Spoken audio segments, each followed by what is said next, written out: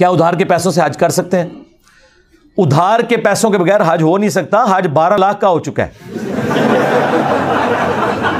ہاں جی, یہ تو اس طرح حج تو فرض ہی نہیں ہوگا کسی کے اوپر. بھائی حج کرنا ہے. میں نے 2007 میں حج کیا تھا. 2007 میں 2 حج آئے تھے, ایک جنوری میں اور ایک دسمبر میں, کیونکہ وہ 10 ڈیز کا فرق ہوتا ہے نا, لیونر اور سولر کا. میں نے دسمبر والا حج کیا تھا, 18 دسمبر کو یوم عرفہ آیا تھا. اب اس وقت حج سرکاری 1,06,000 روپے کا تھا 2007 میں, اور آلموسٹ اب دیکھ لیں 14-15 سال کے بعد یہ 12 لاکھ کا ہو چکا ہے. یعنی آپ سمجھ لیں 12 گنا تقریباً بڑھ چکا ہے. اس وقت بھی میں کمیٹیاں ڈال کے وائف کا زیور بیچ کے تو ہم لوگ گئے تھے, اور میں نے اپنی وائف سے کہا تھا کہ بھئی ابھی حج کر لیں, بعد میں یہ مہنگا ہو جائے گا. اور وہی ہوا, اگلے سال 1.5 لاکھ کا ہوا, پھر اس سے اگلے سال 2-2.5.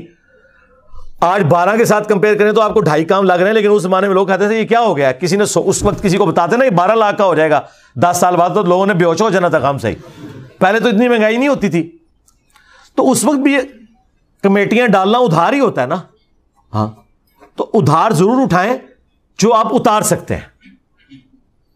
اب ایک بندے کی اگر مہینے کی انکم 25-30 ہزار روپے ہے اور وہ کہہ رہی ہے 12 لاکھ کا ادھار اتار لوں, تو وہ کہاں سے اتارے گا؟ اس کے اوپر حج فرض ہی نہیں بھائی, گھر بیٹھے.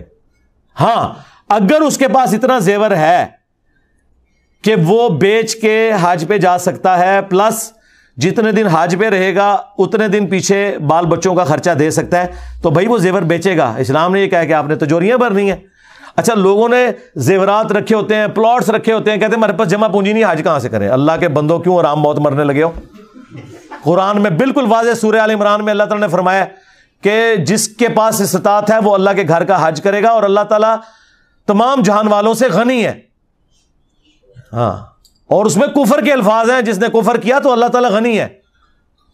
اور ابو داؤد میں ایک روایت ہے, وہ کمزور ہے, اس کی صحت میں اختلاف ہے, کچھ محدثین صحیح بھی کہتے ہیں, لیکن یہ آیت اسے سپورٹیو ہے کہ جو شخص استطاعت کے باوجود حج نہ کرے, میری طرف سے چاہے وہ یہودی ہو کے مر جائے, خواہ نصرانی ہو کے, یہ نبی علیہ السلام نے فرمایا. ہاں, اور یہ قرآن میں آیت ہے کہ جس نے کفر کیا حج کے کانٹیکسٹ میں, یعنی حج سے وہ منکر ہوا تو اللہ تعالیٰ بے پرواہ ہے.